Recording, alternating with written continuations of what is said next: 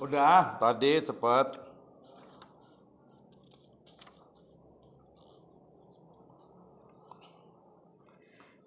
Bismillahirrahmanirrahim. Assalamualaikum warahmatullahi wabarakatuh. Alhamdulillah, wassalatu wassalamu ala rasulillah wa ala alihi wa ashabihi wa man tabi'ahum bi ihsanin ila yaumiddin wa ba'd. Kita lanjutkan masih dari kitab Syarah Al-Waraqat fi Usulil Fiqh. Kita sampai kepada Abwabu Usulil Fiqhi, ya, topik-topik atau bab-bab dalam usul fikih, ya. Muallif atau penulis menyatakan wa abwabu usulil fiqhi aqsamul kalami wal amru wan nahyu wal amu wal khas, ya. Jadi topik-topik pembahasan dalam ilmu usul fikih itu meliputi tipe-tipe kalam atau jenis-jenis kalam ujaran, ya, atau kita sebut saja satu kalimat gitu, ya, yang terdiri biasanya dari mulai amar, ya, perintah, ya, kemudian nahyu, ya, atau larangan, ya, kemudian am, ya, yang maknanya itu umum, kemudian juga khos yang khusus, ya. Artinya bahwa dalam usul fikih itu kan yang dikaji adalah teks, ya. Salah satu adalah teks wahyu dari Al-Qur'an dan hadis gitu, ya. Maka kemudian yang dibahas itu adalah tentang, ya, kalamnya seperti apa sebenarnya ujarannya atau ucapannya, ya. Kalamullah tentu saja, ya. Kemudian amar, ya, perintah, kemudian nahi, larangan, kemudian am, ya, ucapan atau kalimat yang umum, kemudian khos atau ungkapan yang khusus, ya. Wa yudkaru fihil mutlaqu wal muqayyad, ya. Dan juga di dalam itu dijelaskan mengenai kalimat ataupun makna yang sifatnya itu mutlak, ya, mutlak artinya absolut, jelas gitu, ya. Demikian juga yang muqayyad, yang pernyataan beratribut, artinya dia memiliki ikatan, muqayyad, ya, terikat dengan hal-hal yang lainnya, ya. Wal mujmalu wal mubayyanu wal zahir, ya.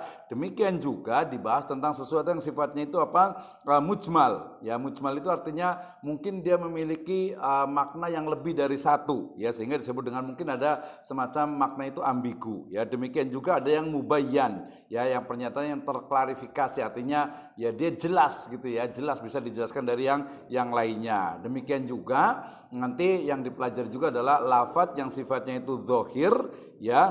Di sebagian naskah itu menggunakan kata muawwal. Pokoknya ada zahir atau yang muawwal, ya. Demikian juga ragam dari perbuatan Nabi, ya, wal af'al. Jadi bagaimana perbuatan Nabi, apakah khusus untuk beliau atau untuk masyarakat secara umum atau untuk umat Islam secara umum. Demikian juga wan nasihu wal mansukh, ya. Nanti ada nasih dan mansukh, ya, apakah sebuah ayat itu memansukh, ya, atau menasih dari ayat yang dimansukh itu gitu, ya. Demikian juga terkait juga dengan ijma, ya, konsensus, ya. Dikatakan wal ijma'u wal akhbaru wal qiyasu wal khadru wal ibahatu wa tartibul adillati wa sifatul mufti wal mustafti wa ahkamul mujtahidin, ya.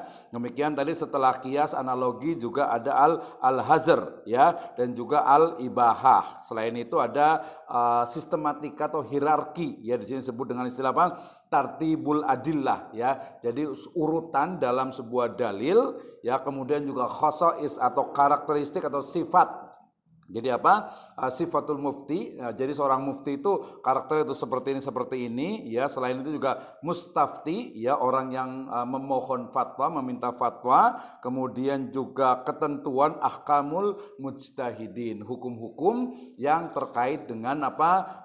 Mujtahid, ya. Artinya bahwa ketika ditanya tentang apa sebenarnya yang dibahas dalam ilmu usul fikih atau objek, ya, topik-topik dalam usul fikih, maka yang pertama adalah terkait dengan lafadznya, ya. Lafadz itu mulai dari bentuknya perintah, amar, kemudian nahi, larangan, ya, kemudian juga sifatnya itu am, umum, kemudian khos, khusus, ya, apakah dia itu mutlak, ya, atau dia muqayyad ya, apakah mujmal atau mubayyan ya, lafadznya apakah dia itu zahir ya, apakah juga dia bisa merupakan af'alun nabi ya, dia bisa nasih dan mansuh, atau juga sifatnya adalah akhbar gitu ya, ijma ya, ijma akhbar, kemudian juga qiyas, kemudian juga al-hazr atau juga ibahah, serta sistematika atau hierarki atau urutan dari dalil-dalil sekaligus karakteristik dari mufti dan juga orang yang bertanya mustasfi, serta